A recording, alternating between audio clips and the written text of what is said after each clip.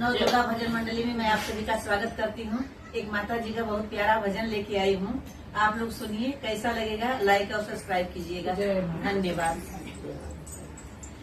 जवने दिन शीतला मैया हरी जनमवा कोई रे दिनवना काप धरतिया समनमा कोई रे दिनवना काप धरतिया समनमा कोई रे दिनवना काप धरतिया समनमा कोई रे दिनवना काप धरतिया समनमा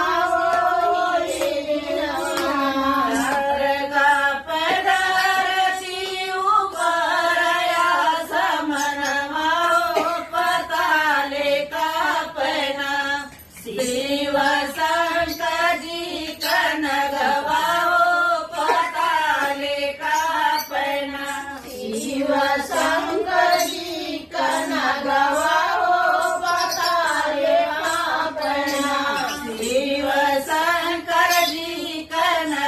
जी कनगवाओ पताले का पैना शिव शंकर जी कनगवाओ